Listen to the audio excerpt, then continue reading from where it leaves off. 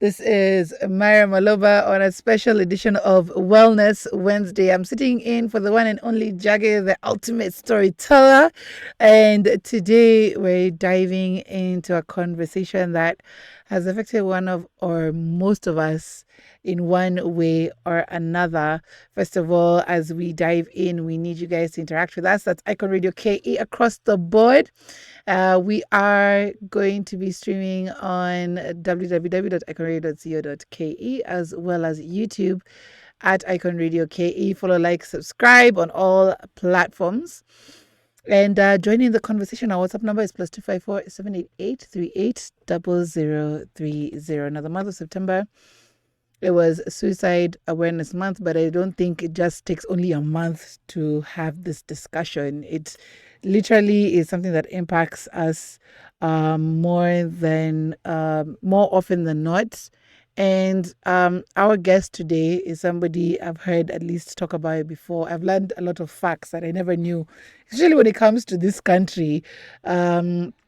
About the trends and how it's also addressed, and it's something that we are tackling today. So our theme today is After the Silence: Living, Loving, and Healing After Suicide Loss. Thank you so much, Sophie Muriuki, for being with us in studio. Asante sana. Thanks for having me. It's been a minute. It's been a minute. Thankfully. Thankfully. No, but it's really great to have you here in studio and have this conversation with you. First of all, just a little bit of an introduction into Sophie. What do you want to know? What you don't know? We already know your name, so let's get into what you do. What I do. So I'm a clinical psychologist. That's just technically, like technical term wise. So I'm a mental health practitioner, to break it down. Working at Amani Counseling Center and Training Institute along Bagathi Road as the clinical services manager, which is just a way of saying that when we receive clients and trying to figure out what's going on, how to assist, what issues they'd like support with, then that's the clinical services department, getting them paired with the appropriate therapist and things like that, the day-to-day running of that department. Majorly say, first of all, you guys, whatever you do, you're doing the Lord's work, because the amount that you take on, geez, it's even amazing how they qualify that as a career, because I'm just like, you're just hearing people's and you're taking it on yourself. So thank you for the work that you do. At least a few people have said they've come through there, whether they're seeking help or they're traveling or something. I think even my brother said he passed by there as he was traveling to the UK just to get an idea what social work would entail. So you get to a lot. You also do training as well. Do training as well, yeah. Thank you. You're so kind. I mean, it is heavy work, yes, but also fulfilling, because then we say that when you come in, you have the answer. Maybe just it's a bit foggy, feels a bit cloudy. So we just help you navigate a step at a time. But essentially, fundamentally, you have the answer. Right. So you are the one doing the heavy lifting as we just facilitate that process. 1 hour per week. 1 hour is enough. With you. There's a lot of work that goes in the behind the scenes. Yes. But in that face to face. So imagine, that's why I say you are doing the heavy lifting when you come in. Right. So then what are normally the myths you come across when it comes to your line of work? So you see, even when you asked me what an intro of what I do, I hesitated, because I'm always like, the first thing someone is going to say is, so you know what I'm thinking? Right. So what am I thinking? If I knew what you were thinking, you wouldn't need somebody to talk. Be in the Maldives doing my work from there. You know what I mean? Because I know what you're thinking from wherever you are. So that's usually the first thing. I don't know what's in your head unless you communicate it to me. The other thing I think I hear quite often is then, people I think assume we have our lives figured out. We don't have problems. We are still living in the same 254 as you. So even we go for our own therapy. We go for 2 types of therapy. So to do with our own personal life or to do with the work we have. Sometimes we need a sounding board, just support in case maybe there's a client and we're just trying to figure out the best way forward. So those are the top ones, I'd say. myth-wise Right. that I encounter. Right. Mm. But even, some of the bigger myths is culturally, Mm-hmm. especially when it comes to gender, men. Mm. It's normally looked at as a sign of weakness. Has that norm changed?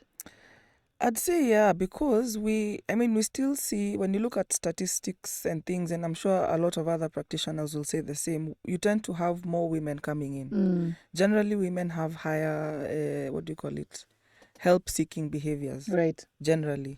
So whether it's coming in for formal sessions or, you have stress, you call your buddies, you chambua, you move. But women just tend to have higher, ways of looking for help. But we are seeing a turnaround with men.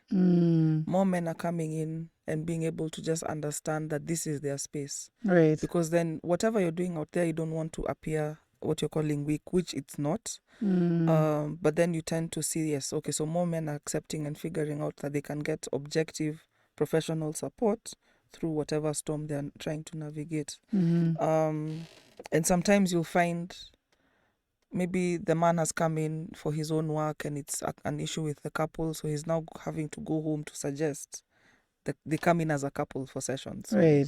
Oh, wow. The fact that the other thing that also helps with getting men in is more and more people are onboarding their employees in terms of health insurance. So you find that it's now part of your, if you're lucky enough to have a job that gives you health insurance, when you go over the panel of providers, you'll find counseling or psychotherapy or something that refers to mental health. Right. And so that also shows it's becoming more and more acceptable as a service that is needed. Great. So then you find at work your output is low. You're not motivated. You're cutting jobo. You're calling in sick, whatever. So you're referred for counseling. So you go to your panel and you pick someone, and you get the help you need. Right. So you find then more men, even though they've been referred by jobo or whatever, they are coming in, and once they're in, man, they make amazing clients. Oh, wow. They really? show up. They do the work. Oh, wow. They really do the work. Yeah, because we say women come in, but I think we're sometimes can be the heaviest bearers of trigger words, like man up. Look at your mates. What are they doing? You see how they're taking to that Maldives, and the rest over here, you're even struggling to put a meal on the table. There are a lot of triggers that we still carry around, and that also now brings us to our topic of suicide. I think the one person who truly defined suicide for me, at least in this country, I think was when listening to you during a different session, a different year, in a different time. And I think the one that stood out for me was the fact that there's a place in Kenya that even the OB book, they're not even filling it in anymore. That it's now gotten to a point where it's just filled with names and there's nowhere else to put those names anymore. First of all, defining suicide. How do we define it in the word itself? So at least we can actually start with even just how we refer to it now. Yes. So we refrain from saying someone committed suicide. And now we've reframed that and we're saying so and so died by suicide, or you lost a loved one to suicide. It's almost trying to, because it's such a heavy word in itself. Yes. So now when you see someone committed suicide, there's a lot of blame attached, shame, despite the fact that they're gone. So that's why we now refer to it as so and so died by suicide. Or they're just you want to be gentler in the way that you're talking to it, just to destigmatize it. And thankfully it's also working towards decriminalizing it in the country, because then you often get caught in this conundrum of, you have a client who has made an attempt to die by suicide, they survived, Right. but you report them to the cops. Right. You get, so there's also, at least thankfully, there's work being done around that policy-wise and things, so that you can decriminalize it. Okay. But so in terms of definition, it's now, when someone has died by suicide, their life has ended as an act, where they took their own life in one way or another, or made the attempt. Right. Yeah. So defining it as that. That's what it is. The word after the silence, it suggests a period of quietness or isolation. Like every word, literally, when it comes to this, has a hitting point. What does the word silence represent in regards to the aftermath? See, now, when you think about loss of life, in the Kenyan setting, once someone has died, the first thing we do is what? Depending on the circumstances. Yeah. It really depends. We ask. First of all, we question. No, even just the mechanics of it. The first thing you do is what? You go. Whether it happened at home, in Hosi, wherever it is, we go to that place. Yes, right? we do. Yes, we gather. Yes. So of course, as we gather, you've had the news so and so has passed on. Then the question becomes, what happened? Yeah, that's where the first silence pain point starts. Because then, how do you say, my child, my brother, my uncle took their own life? So most often you find that there's what do you call it? You're trying to manage the situation. Right. You change the narrative or short illness, blah blah blah. But eventually it comes up. But I'd say the first pain point, that first pin drop silence, is in answering what happened. And so sometimes it's just a fact, especially if now they have taken their life, particularly if it's like a home setting, cops are involved. Right. Isn't it? Yes. Because you were found. Yeah. Or your person was found. So cops are involved. Then there's no managing that narrative and trying to change things around. So then that thing of how, why, there's so many, there are more questions than answers when it comes to suicidality. Yeah. And so then silence is because you don't know what to say. Our environment, our culture, our upbringing doesn't allow us to say they were depressed and this was their way out. Depending on your upbringing and things, because a lot of us have that cultural, religious, spirituality, right, all those nuances in our upbringing, and there's shame in that sentence to do with suicide. So then you go quiet. Right. You go quiet. Right. Yeah. And then, first of all, it's, I think, like with every generation, it takes on a new form and a new way of expression, especially for the Gen Zs. Now you're seeing more and more on social media. They put out a statement and they just say, most of them say, I've done what I needed to do. I can't do it anymore. I'm out.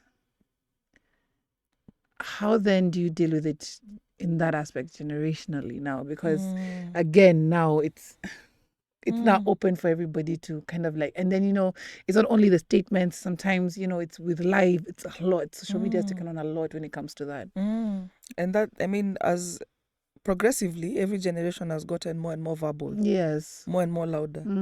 As when we were, as millennials, you thought that, you are the most... Yes. We now know, even us, we are just, we almost feel like a doormat. Exactly. Exactly. We hid a lot. We hid a lot, yes, but we were more verbal than our folks. Yes. Or our older siblings who are, what do you call it, the ones before the millennials. Gen Xers. Yes. Yes. We are still a bit louder than they are. The Gen Zs are way louder than we are. Yes. Gen Alphas, I think they're even like on megaphones. Yes. So now, coming back to your question of, so this person is going through pain and they're like, yeah, me, I'm out. It's not even pain. Some of them is just like, I don't see the point of it. Others are like, me, I wasn't asked to be born. Me, I wasn't consulted. So I don't feel the need of being here anymore. Like, it's logic. It's more logic for them than it is even expression of pain. So somebody can just go and just be like, yeah, I don't see the point of being here anymore. There's still pain. There's always pain. Okay. You cannot separate a human from their emotion. That person has just gotten to the point where they've either numbed it or have been numbed. Right. And they've stayed logical about things. But there's pain. When you think about your life and the things you're doing, be that as it may, that you did not ask to be here, you were not interviewed and asked, do you want to go into that family or go to Earth or whatever, you do have a life. There are things that you may want to accomplish. Maybe things just didn't play out the way you want. And so there's always emotion. And there are cycles you've also gone through. And if you're getting to that point where you're logical and you've distanced yourself from the emotion, it could also be your coping mechanism of dealing with whatever trauma you've gone through, whatever stressors, disappointments, all those things. You find a way to navigate life and to survive, put one foot in front of the other. For some people, it's right. As far as me and emotion are concerned, you put up that block. Right. Which I don't want to say it makes it easier, but maybe it does. I don't know. I all through, from like before I started getting into mental health professionally, have always felt like by the time someone is getting to that point of taking their life or opting to die by suicide, must be the loneliest thing ever. Right. I would like to have a conversation to the contrary, someone who may be able to say maybe not. But my perception is I've always felt it must be such a lonely place to be. Right.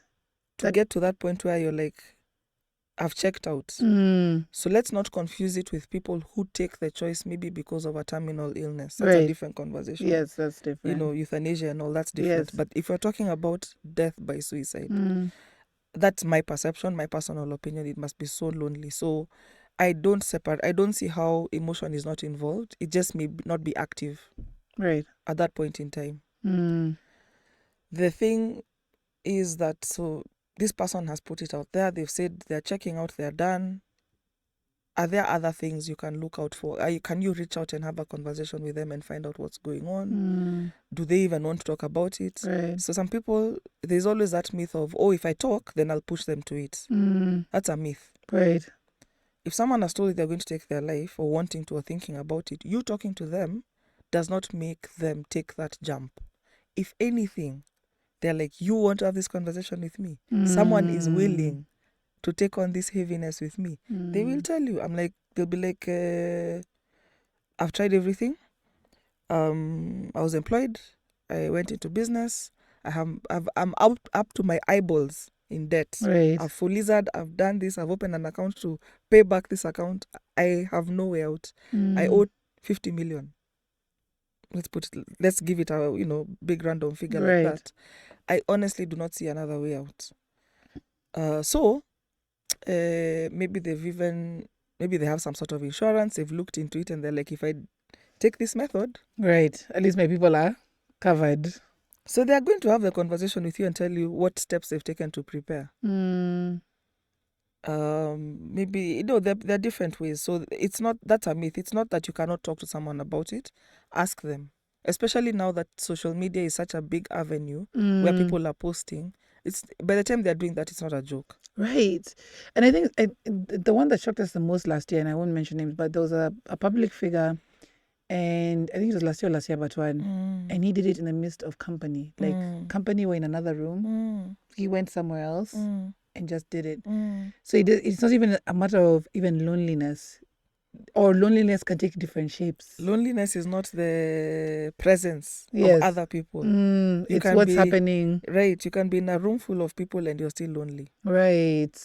You can live alone and you're fine. You're not lonely. It's an emotional state. And so, hearing that someone did it in the presence of others, that always just blows me away, because I'm like, guy. And you see, that's the other thing. When you talk about the silence, imagine now for the people who are there, thinking, what could I have done? Right. What did I miss? Exactly. But he was laughing. Yes.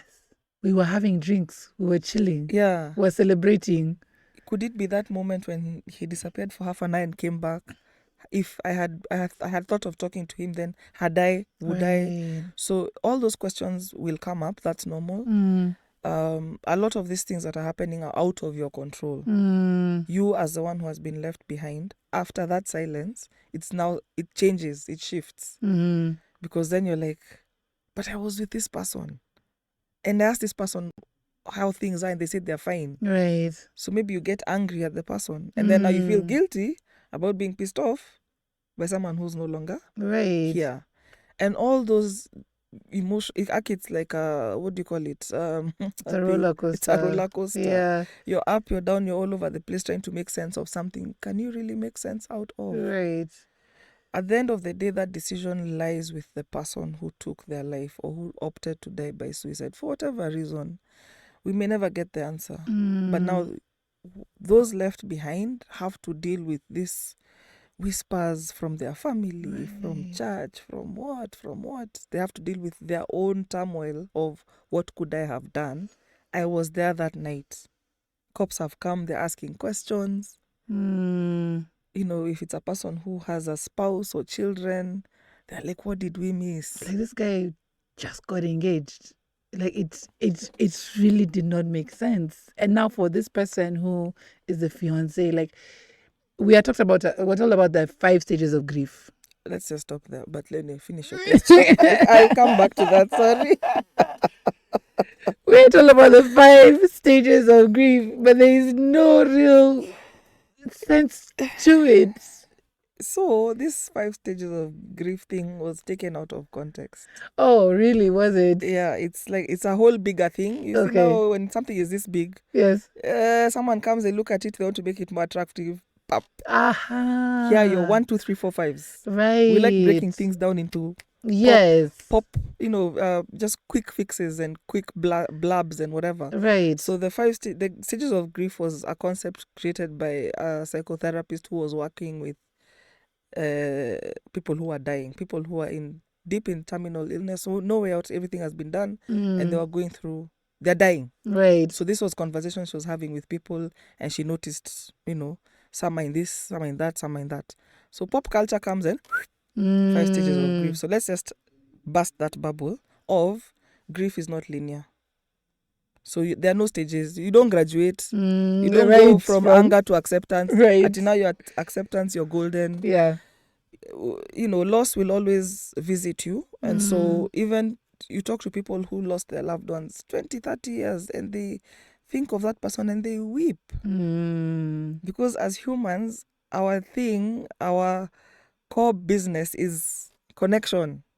Exactly. That's what I was saying. You can distance yourself from emotion, but you can't really get away from it. It's just how we are built. And so when you think of your loved one eons later and you're crying like they died that morning, and someone is like, guy, you've never gotten over it.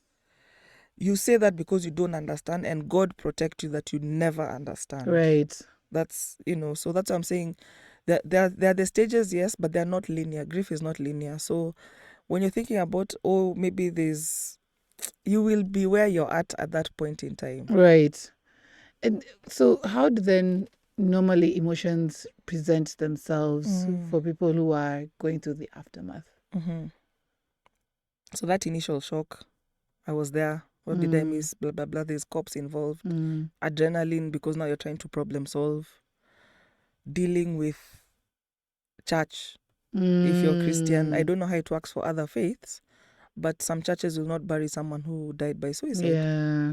And so you're in that moment of, trying to problem solve and get things done. Some forward, no, let me not maybe that sounds judgmental.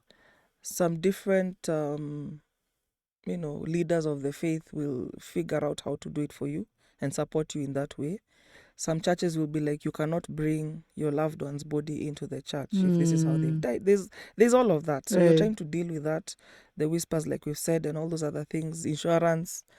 And so I think in the initial days, probably a lot of adrenaline is taking over the system. And once you've laid your person to rest, and then, this happens across the board with death, in that people are there, and once you've buried, that other silence checks in. Right. So imagine there's that kawaida silence coupled with now this one died by suicide. And so maybe now you're just trying to figure out the why. How? What did I miss? So you have maybe anger, guilt, and then ashamed. You're ashamed because that's just how our society is. Right. We pray that we can shift focus and reframe, but then anger, guilt, shame tend to be the big ones. And that cocktail of emotions can drive you to doing things. You're trying to cope with life, but you may cope with life in a negative way. Right. And so the roller coaster is, I think, what hits most. Denial could check in because you're like, this is just too... No. you shelve it, you put it in the back burner, and you need to get on with your life because life. And then sometimes, so you just put in the back burner and you go into denial. Or you just, like we've said, block. Right. Because you need to survive. Right. And, like, community plays a big part in this conversation. Why is it that it is such a shameful thing for families and communities to talk about? Because like, even to the point of eulogies. You'll find, they'll go from born, blah, blah, blah, blah, family members, done. Like, why is it such a shame? Why is it such a shame? You see, now, I mean, how we've been brought up is, see, you're born. What happens next? Right. In the normal family, Kenyan family, what should happen after you're born?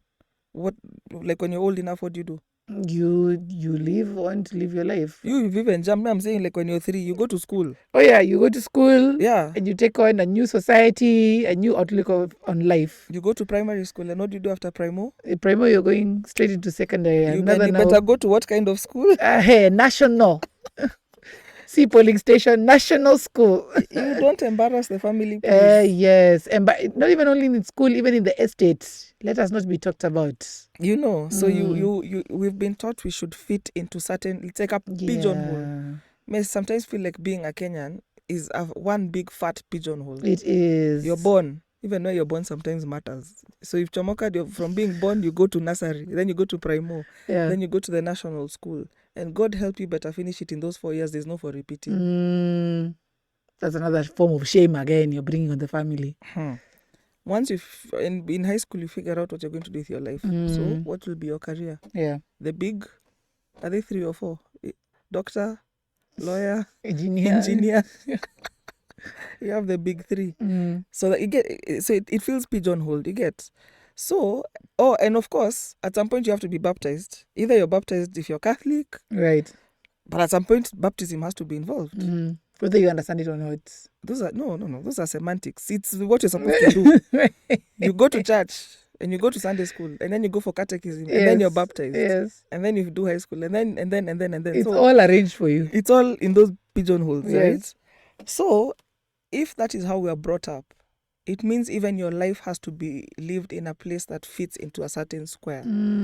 So, you get a call from an auntie, oh, my child is sick. Oh, what happened? They've been admitted. They had appendix. Acceptable. And as you grow older, there are things that feel acceptable diseases. Like lifestyle diseases should come when you're older. Right. How can you be so young with such a disease? Right. It even sounds judgmental. So if now your child has gone through high school and then they've finished and gone to uni, they've chosen one of the big 3, see, they must finish. We want to come for graduation. And I'm then asking you, hi, Myra, when is graduation? See, right. When is graduation? You're struggling with your child who started off in med school, and next thing you know, they've decided, I'm not saying like this is really for me. Right. They've quit. They want to be a DJ. Right. There's money there. That is what the child is thinking. They've seen Mbele, they're seeing the trends of the world. Yeah. Is it World Socioeconomic Forum or something that releases careers and career projections? And so those big 3 are not career projected, nowhere near. So this guy decides he wants to learn how to operate decks and things. Or do content creation by a camera and stay in front of a camera to do YouTube videos. They're in their room 8 hours a day doing different content things. And so now when you go to the next family function and your uncle is asking you, Allah, what happened to, when are we coming for graduation? Are you going to say they dropped out of med school? They're at a certain DJ academy. Are you going to admit? So it's the way we've been brought up in that pigeonhole system. So if this person now has struggled with their life, they've dropped out of school, they can't seem to, and you see that's the thing, they'll struggle with concentration, going to classes. They'll struggle because maybe they've gone into depression that's not being attended to. Right. Next thing you know, Mara, they are struggling with addiction, they're in rehab, in and out, there's this, that, there's always things. And you're, as a family, putting them in those same pigeonholes of silence because you don't want people to know. Right. So by the time someone is saying they've died by suicide, if you go back, there was some struggle that we... Right. Because you don't want people to know, you don't want to be judged. It goes against how you are brought up. So I think just by nature how we are brought up leads to this conversation of why are we not able to say this is how so and so died. Right. And I mean, we talk about mental health, we talk about wellness, but do we really implement what we're talking about? Or even just embrace it enough to become a conversation in itself. This is because it. like you've said, the institutions, whether it's school, whether it's the church, they always have a way of looking down on it and not giving you that space to be able to have that conversation. Now, going through the process of having to deal with the shame, having to deal with the guilt, having to deal with the questions, what then does healing look like? What does healing look like? I don't think it's linear either. It's all going to be, cut here, put a patch, 3 days. It's going to be hard. It is hard because then you're in a society that's not very accepting of some things that are looking too out there. And you see, even like if you go biblical and quote the Bible, there's nothing new under the sun. Right. People have been taking their own lives for eons. It's just how we package it. But the healing will be difficult, but not impossible.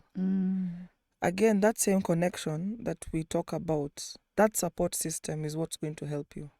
So your immediate support, look at your immediate circle. It also depends on who you let in, how vulnerable you feel you can be, because that's the other struggle. Who can I trust? Who can I talk to about this? So look at your immediate circle and see who can hold space for me. Right. The same way maybe your loved one tried getting support, you need to get that support somehow. So start with your immediate circle of influence, your support squad, if you will, whatever you want to call it.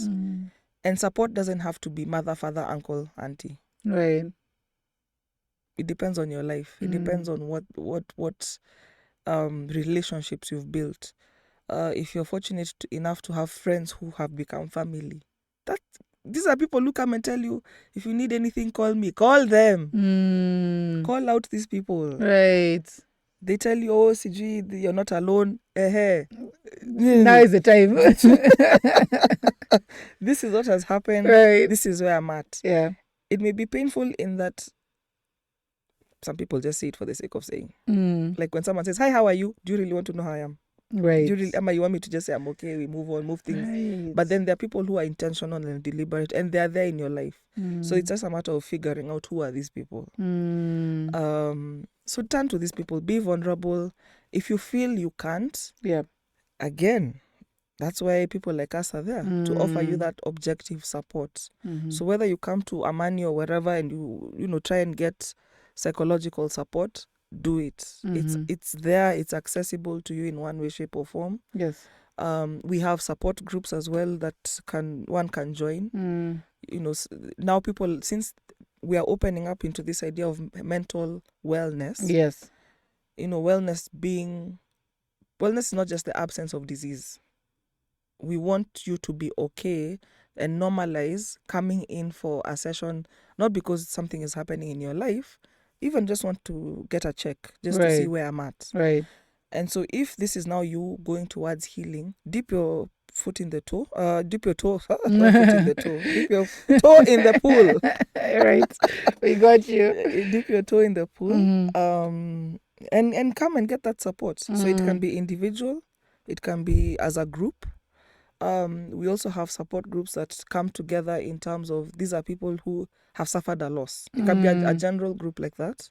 Or you can even customize a group where people who have lost a loved one, to disease or whatever, form their own group. And so therefore even a group for those who have died by suicide can be formed. Right. Which will even be more impactful for you because then the silence in that group is even less louder. Because silence is very loud. But now you're coming together with the common denominator of all of us have lost a loved one to suicide. So there's that understanding. Right. So there are different ways that support can look like for you. Some churches are also embracing their role because that they say they are there for the healing part of Right. things. So you will find some of these programs available in church if that's the direction you want to go. If you don't want the religious aspect to it, you have options. Right. You have options. Now, when it comes to professional therapy or counseling in the recovery process, what approaches other than what you talked about group have proven most effective? I'd say the combination of individual and support groups, because then the one-on-one sometimes can feel very, you're just going to sit there and focus on me. Right. What do I say? How do I go about this conversation? You don't worry about that. That is a me problem. You come. Once you enter that room, I got you. Yeah. So don't focus too much of what will I say. Right. Because then you'll find that fundamentally for us, how we're even trained, and you'll find a lot of people who are in mental health have built on these skills, non-judgmental. Right. So even if, let's say, a spanner in the works, you're on this other side of things, you've lost your loved one to suicide, and this person told you. They told you they're going to do it. They told you how they're going to do it. They told you when and where. And you feel like you didn't respond, you didn't do anything, and maybe you've never even admitted it to anyone. In that counseling room, in that space, that is our secret. So don't feel like you have to bear that burden alone. Find a person who will walk that journey with you. So in terms of the best way, I'd say the combination works very well. Having that individual, because when you're in that individual session, then you can admit to such things. Right.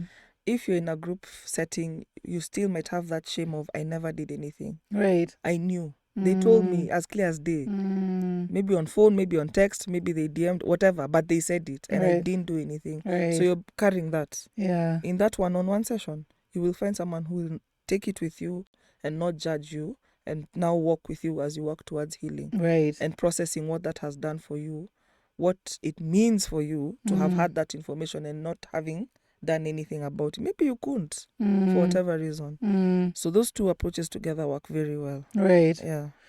Now, when it comes to rebuilding, how does somebody begin to rebuild trust? Begin to rebuild relationships, because we've covered that, and even just the aspect of trying to get past the pain. Yeah. So they're different. You see how we said that grief is not linear. The stage is business.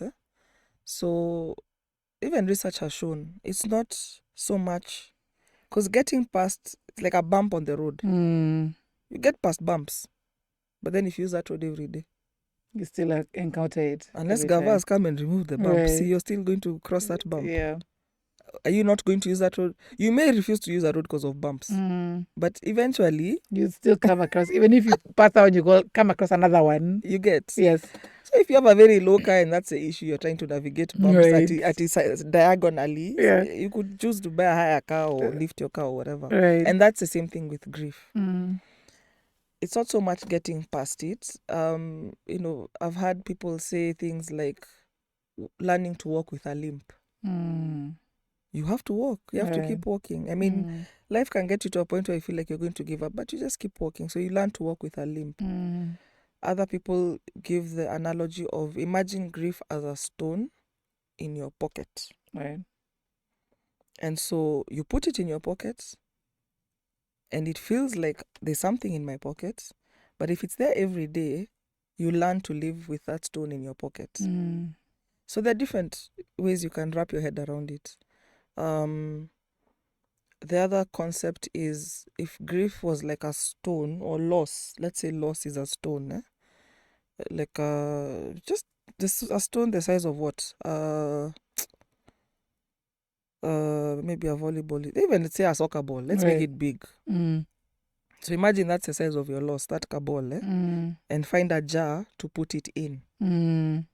So in the initial days, nothing else matters other than this ball in the jar. This big soccer ball, it has jazzed my whole mtungi. Right. But the way the human being is built, we're built with resilience and a determination in us that we may not always be aware of. And every time you take a step, every day you walk one step further than you did yesterday, you find that that ball has not changed. A soccer ball is a soccer ball. It won't shrink. You know, it's not like a fruit that shrivels. It will stay the same size. However, you as the jar will end up growing with that still ball inside of you, but you grow around it. Right. Because you become more resilient. You learn ways of adapting. Whether it's even negative ways can make you adapt. Right. But if you can hopefully get positive support around you, then you become a bigger jar. Maybe a bucket. Maybe a shipping container. Such that that one ball, it's still a ball in the container because that person meant something to you. Right. And they'll always matter, no matter how many years pass by. You just learn to live with that disturbance. Right. And it will not always feel the way it does in the beginning stages. It would always feel so raw. So what I'm saying is it's not magic where we do this and they disappear. You learn to live a new life now without them. Right. While honoring them, because then if you do therapy, you will walk through all that pain and anguish and anger and shame and what to a point where you can now think of your loved one in the way they mattered to you. Right. We make meaning of that relationship. No matter how much pain it has come to at the end, we make meaning around that relationship. So you the ball remains, but you become more resilient. Yeah. It's even good that you mentioned honoring, because in honoring the memory, you know, there's always, you know, memorabilia, there's, you know, going to the grave, but also do therapy sessions help? Is there ever an end to these sessions? Is it continuous? Is it something that where I'm feeling it, can I continue to come and have these sessions? How does it work with therapy when it comes to also honoring your loved ones? So you once you've walked through those initial raw things and come up with, you're in a better space. You don't have to, it doesn't have to be a thing where you're coming every week even if you don't want to develop a crutch.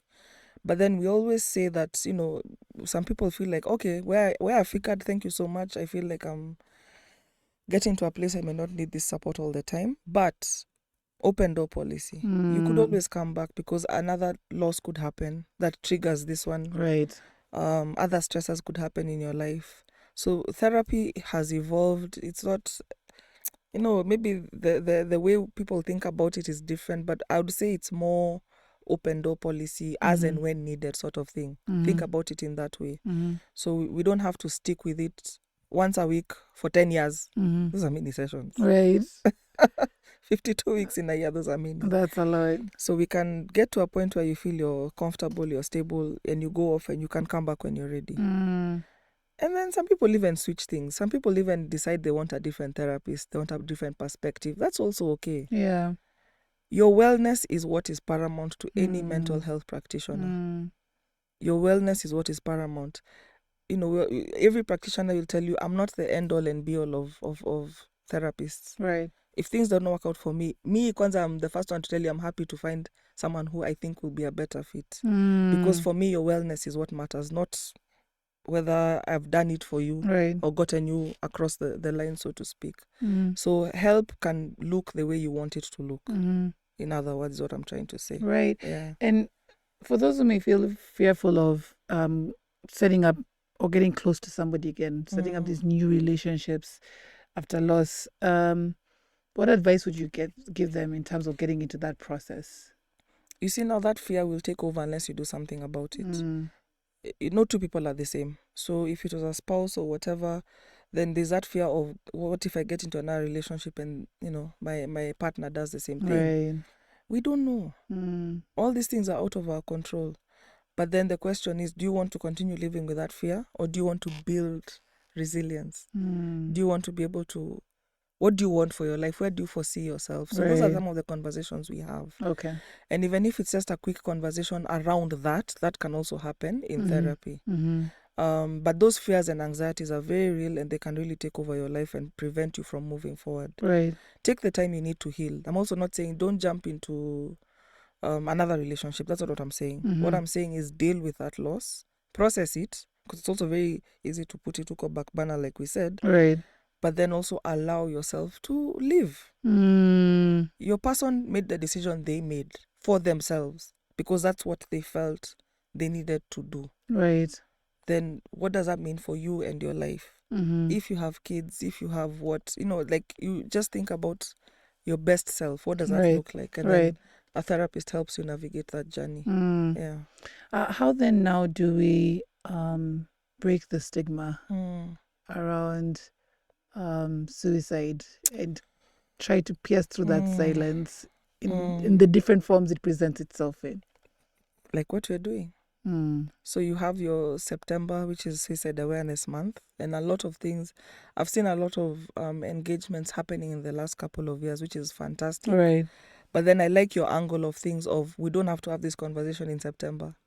Exactly. Right? We can have it all year round. So I think that's one powerful way of doing it. Have the conversation as and when you can. Right.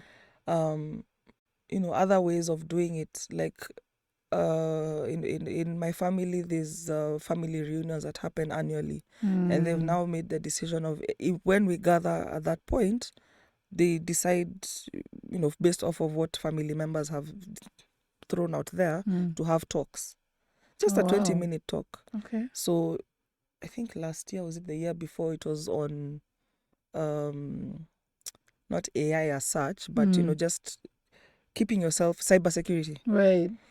I think then I was also asked to come and talk about mental wellness to some extent, and I decided to have this very conversation, as difficult as it was. Right. And so looking for avenues where you can have the conversation. Family functions is a great way to do it, because when else are you gathering 50 to 100 people? That's true. And you're given the mic, and people have to be quiet and they listen to you. So you might as well have that discussion. Right. So we can break the silence in different ways. Social media has allowed us to do that in all these spaces, but let's do it in a healthy way. I wish schools could also get on board and have these conversations. Right. Because then our young people are also struggling in their own ways, and you don't want them to grow up thinking that that's the only way out, or they're alone, and they take that approach. So let's have the conversations in everything, like remove ourselves from our pigeonholes. Right. Get rid of that box even in its entirety, and just make that conversation happen as and where we can. Right. Yeah. Even if it's church, you have to pray over it, but let the conversation happen. Yeah, in you're whichever asked for capacity. prayer requests, you're told, Myra, pray for us. You throw that in their face and like, disturb them. Yes. Because then that's the only way we can shake it off and stop it being such a bad word, like they did with HIV. Yes. But look how long it took. Look how long it took. We eventually got there. We eventually got there. Yes, it needs to start. It needs to start. You can say the word HIV now without cringing, So even for suicide, we need to get there. And I think we also need to appreciate the role religion plays in Kenya. Christianity, Islam, Hindus, if we can rope them in. Right. Because then a lot of people go to those spaces for help and for healing. Right. And so if you want to drive that healing home, be able to have these difficult conversations with your congregation. Right. And so that we don't continuously, because I want to almost end with this, we don't continuously question ourselves as to why we didn't see the signs. What are some of the signs that somebody can look at to identify somebody who's probably going through depression and might be suicidal? So with depression, again, yes, that's a good question, and it's a longer conversation, but the short of it is you will see a change in their mood, outlook on life, motivation even to do their day-to-day tasks. So if they're working, maybe, not feeling like they can go to work, or not being as productive as they used to be. If it's a kid in school, grades will slip. And then you see things like not being able to get out of bed. Right. Not enjoying the things they used to like enjoying. So, even as you think about what's coming up over the weekend with rugby and all, maybe there's some people who've not been able to get their practice in. And it's not like them. I'm not saying everyone who does that is depressed. Don't get me wrong. Like, it's a whole, you have to look at the whole picture. But you look at the things that they love doing and they're not being able to do anymore. Right. Sudden changes in like weight, crying a lot. But then people who tend to be on that path of considering death by suicide, we'll also often talk about it. We'll often say things like, I'm just saying, like, I'm done, I'm tired, I want out. Right. And so the next question needs to be, what do you mean by that? Or someone who just says, they look like they've given up, and you often can tell. So listen to what people are saying and ask the question, clarify. Don't make assumptions. Right. Because sometimes I think we also stay silent because we don't know what to ask. But even asking, what do you mean, shows concern and care. Asking, what do you need right now? Things like that. So if someone is talking about ending it all, not seeing a way out, those finality type of statements, Right. push and ask them that question. If you feel you can't, look at who is in their life and who looks like is a trusted source of comfort, and even go to that person and say you're concerned about so and so. Right. If it's a child, please tell the parents.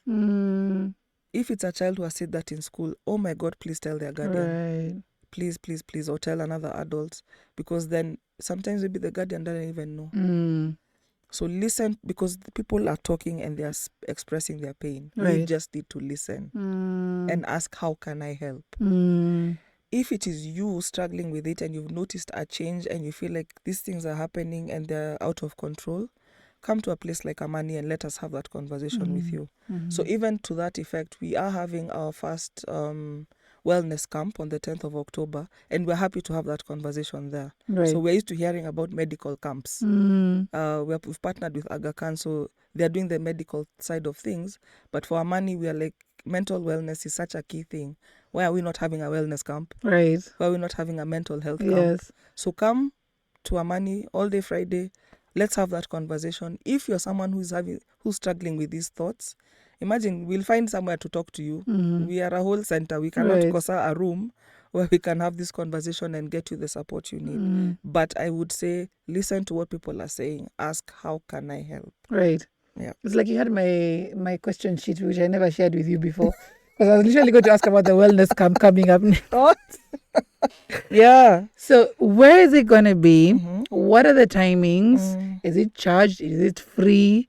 And what do people expect? The first thing people expect to know is how much it is. It is free. Aha. Free mental wellness camp. Yes. So we want to have the conversation and just talk about some of the things you may have noticed or struggling with, or you are a concerned person and you want to know what to look out for, like you've asked. Right. So it will be Friday, 10th October 2025 from 8:30 a.m., I believe, at our headquarters on Bagathi Road, Raila Odinga Way. Yeah.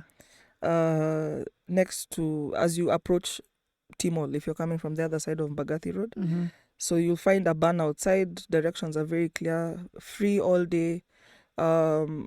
Aga Khan are coming on board to do the medical bit, like I said. And we are there now to just have the conversation around what is mental wellness for all ages. Right. Children, adolescents, adults, individuals, couples, families. It's a public holiday. There's no traffic. Take a walk, come over, and we'll be able to have lots of fun. We're hoping for a lot of activities as well. So it's not, don't think about it in a room. It's outdoor, weather allowing and permitting. So there's a lot of trees in our institutes, or in our center. A lot of fresh air around us. So we'll be able to take care of you. Like you said, I've never heard of a wellness camp before, so I'm so excited for this. Right. We're definitely coming through. Yeah. I think we need more spaces like these. Definitely. Easy dreads are not for nothing. They've grown out of kidogo, hair growth and stress at the same time. So you need to be able to come and just say, me nimekuja this is for my wellness. Yes. Because why are you able to go for the medical ones where they dunga you? Right. Some people even go 3 times a year. Yes. So you come down for our first one. Hopefully there'll be more of these coming up. But let's start. And it's significant because 10th of October is World Mental Health Day. So this is why we felt it would be the best day to have our very first one as Amani. We might have others in different regions in the country, but for this very first one, come down on the 10th to our offices. Okay. Does anybody need to RSVP or they just rock up? Just rock up. Okay. Just rock up. If you need, even just Google Amani Counseling Center. If you need to give us a call and ask any other questions, that's fine. You'll probably see the poster going around on the socials, but no reservation needed. Okay. Just walk in. What are your socials for Amani? You'll find us on Instagram, TikTok, Facebook, Amani Counseling Center. Yes, center with an RE at the end. Right. Counseling with 2 L's. And say somebody has resonated with you, can they reach out to you directly? They can. I know you'll probably post up something on your pages. Yes, I'll tag you for You'll sure. tag me. Yes, so they can at least DM you if they need to. Right. Awesome stuff. Sophie, this has been amazing. Oh, thank you so much. Thank you for coming through. I'm hoping that we can have a broader conversation. I think even this has been just the tip of it. As in, I wish to have more and more. So, Amani and yourself are definitely welcome back to Icon Radio anytime we continue to have this conversation. Guys, first of all, everybody else, do you have a parting shot? I usually never finish with parting shots, but if you were to have one, do you have one? Do I have a parting shot? I don't know. Can I put it? I'm trying to think. Pop culture has made us think in three words. What can I say in 3 words? Oh, for me, I don't even want to dance around it because every time we hear mental health, people cringe. Yes. I want us to get used to saying mental health. Yes. Or mental wellness. Yes. Your mental wellness matters. That's all I'll say. Amazing. Thank you so much.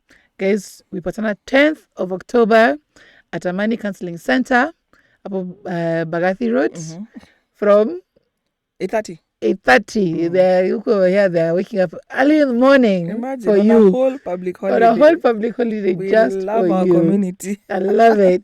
So be there from 8 a.m. and until what time? What does it close? 4 p.m. 4 p.m. So 8 till 4, they're going to be open. This is your time. Yani, there are no bills being sent to you. Nothing. You just go and tell your thoughts and your problems, and they're going to be there to attend to you. Hey, how lucky are we? Those who are in Nairobian environs, we are very lucky. Karibuni. Free therapy is what I'm saying. Free therapy. Yes. All right, guys, thank you so much. We'll also be sharing on our socials, so look out for information on that. And of course, be mindful of your mental wellness. Yes, because they say your mental health is your wealth. That is it. There we go. Mental health is your wealth. There we go. Thank you so much, guys. And remember to keep it on Icon Radio. We're going to be showing the rerun of this on Icon Radio YouTube channel. You can put your comments in the comment section there as well. And we'll have people who will try to reach out to you. Remember, never to suffer alone or suffer in silence. You're being told that people who are here to be with you, to help you. This has been the special edition of the Wellness Wednesday. Catch you on the flip side. Icon Radio.